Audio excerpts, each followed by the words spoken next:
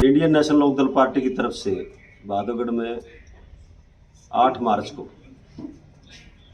सरकार के खिलाफ अनेक मुद्दों को लेकर के प्रदर्शन किया जा रहा है, जिसमें इंडियन नेशनल लोकदल पार्टी के वरिष्ठ नेता चौधरी अभय सिंह चौटाला जी भी शामिल होंगे। विशेष तौर पर जहाँ किसानों के मुद्दे को लेकर के हम अनेक जगह हमने प्रदर्शन किया है हमारी पार्टी में, वहाँ बेरोजगारी की समस्या, महंगाई की समस्या, तेल की लगातार तेल के दाम बढ़ रहे हैं, पेट्रोल डीजल के, गैस के सिलेंडर के दाम लगातार बढ़ते जाने लग रहे हैं। 2-3 महीने में 200 रुपये के हिसाब से सिलेंडर के दाम बढ़े और 1 महीने में 100 रुपये बढ़ गए।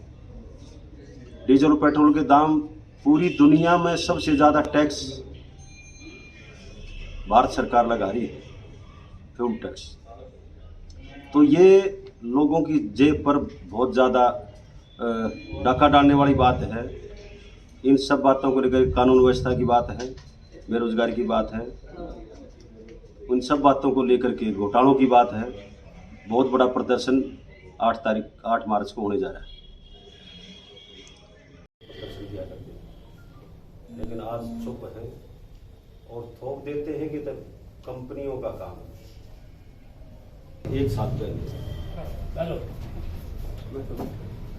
70 रुपये 33 पैसे लीटर,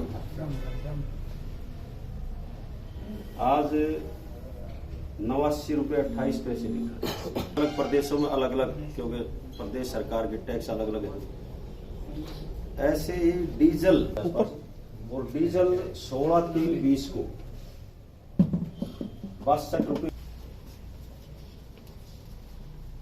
ये पहली बार हुआ है।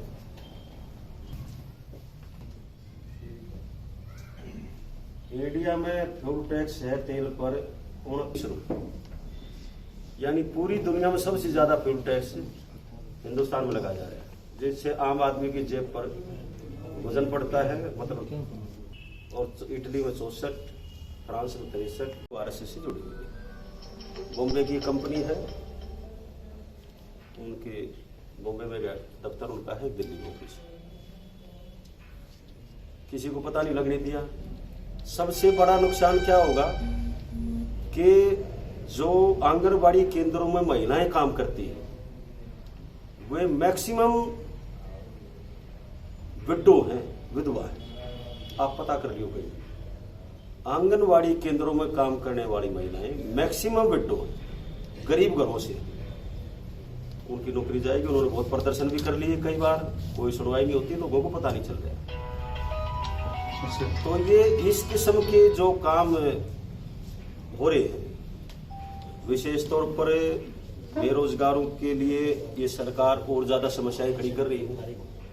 नारा तो प्रधानमंत्री जी ने दिया था 2 करोड़ हर साल रोजगार देंगे, नौकरी देंगे, लेकिन हर साल 2 करोड़ लोगों को नौकरी रोजगार देने की बजाय नौकरी छीनने का काम ही सरकार ने किया। अब टीचर्स की भर्ती को लेकर के भी पीछे विज्ञापन निकला था, वो रद्द कर दी गई। 600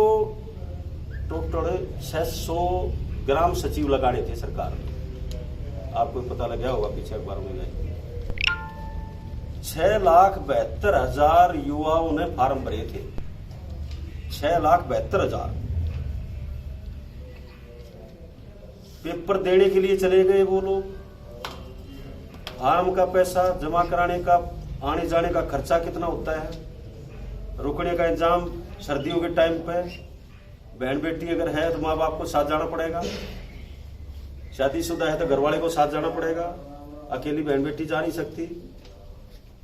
तो ये एक फार्म पे कई हजार रुपए का खर्चा हुआ है एक बच्ची के ऊपर। 5-5, 6-6, 10-10 हजार गाड़ी लेके जाते हैं, किराए पे गाड़ी करके जानी पड़ेगी, और फिर वो पेपर नकल, उसमें हर एक पेपर लीक हुआ है इनका। इस सरकार में जितने पेपर लीक हुए, किसी सरकार में हुए ही नहीं। फिर वो पेपर लीक कराने वालों के